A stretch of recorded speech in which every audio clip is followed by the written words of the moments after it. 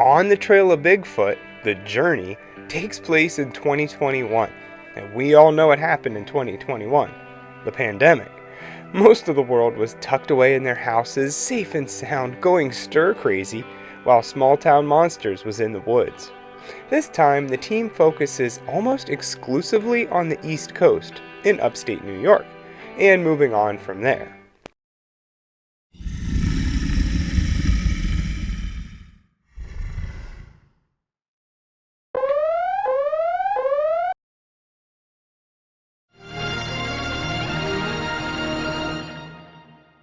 This time, the team consists of Seth Breedlove, Mark Matsky and his son, Andy, Adam Dugan, and Alexander Pedikov, a filmmaker. They head to the Adirondack Mountains and again talk about how vast the forest is and how this location is one of the largest protected areas in the U.S.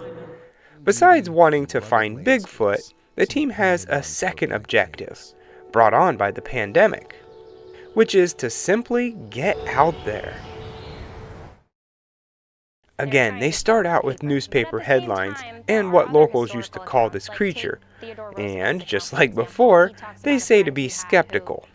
Paul Bartholomew tells us that back in the 1770s, Vermont Governor Jonas Galusha was up for re-election. He led a search party for what they called Old Slippery Skin. He thought if he could catch it, it would win him the election. And he didn't, and it didn't.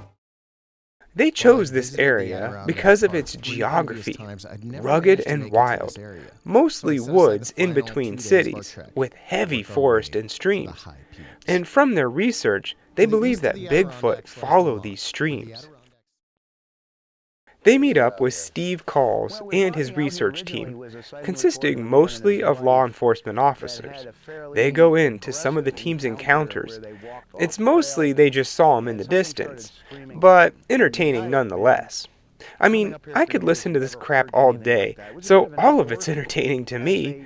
Eventually, they go for a hike, stopping every 50 yards to just listen to the forest. They do hear footsteps and have the feeling that they're not alone, but nothing tangible. Back at base camp, they do some call blasting. That sounds like a baby crying, but they get no response. It's now day 2, and the team are excited to get out on the trails again. And they climb to the top of Hadley Mountain. On their way there, they discuss what Bigfoot would do in the harsh winters. Where would it store its food? Do they migrate? Some patterns seem to indicate that they do. It seems like August through October are peak months for sightings, which would indicate that's when they're migrating through the area. August, September, and October appear to be peak months for sightings. Day 3, they visit Whitehall, a small town known for Bigfoot and not much else. The most famous encounter happened on Abear Road. For it being so well known, it's not really anything that special. Basically, some teenagers were driving on the road and saw an 8-foot tall creature by a phone pole. They went to the police, who received several sightings around that time. Like I said, nothing really special, but this is the most common way of seeing these things, a road crossing sighting.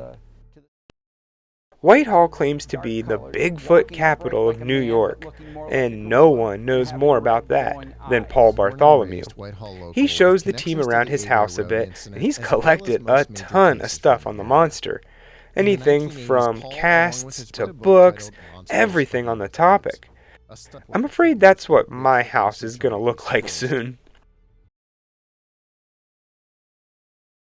They do talk to a guy that's had a recent sighting in the area. Again, it's a road crossing sighting. What he saw was 6 to 7 feet tall and pure black.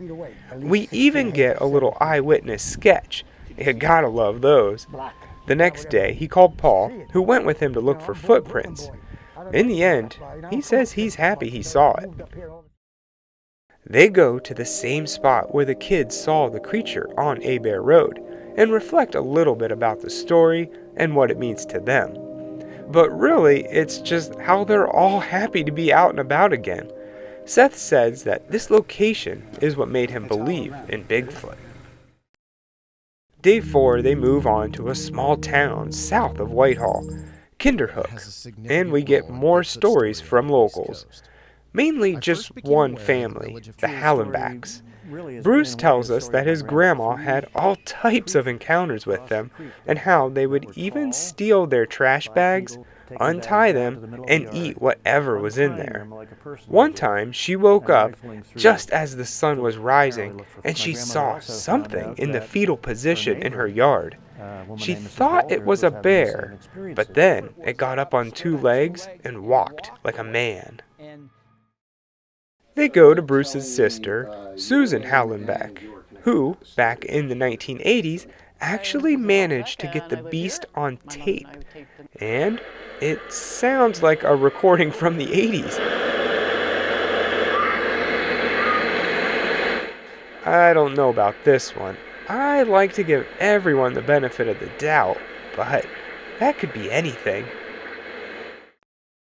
The last place they head to is Massachusetts, and we meet with the team, cleverly named Squatchachusetts. And they're pretty confident, giving the team a 20% chance of something happening. But with a 20% chance of something happening, that means that there's an 80% chance of nothing happening. And that's what they get. They hear some sounds in the distance, and everyone gets excited, but in the end, even they admit, it could have been anything. After a week of being out in the woods and researching, they don't really have anything to prove for it. However, most researchers spend years out in the woods and get nothing, so they're in good company. On the final day, no one feels like it was a failure. Like Bigfoot, the mountains themselves called to them to experience something and to get lost in them. The journey is calling, and I must go. If you enjoy hearing Bigfoot story after story, mostly being one crossing the road, then On the Trail of Bigfoot, the journey is for you. There is a lot here, and it is interesting, but it seems like they've exhausted all the good stuff in the first two movies. At this point, I think the only thing the team can do is spend a year out in the woods recording everything. But even so, that would only get you maybe 15 minutes of usable footage. The journey seems to be more personal. Everyone was getting cabin fever from the pandemic, and getting into the woods, Bigfoot or not, was worth it to them. If you're from the Upper East Coast, then I'm sure this meant more to you. Heck, it might even inspire you to go out into the woods and go squatching.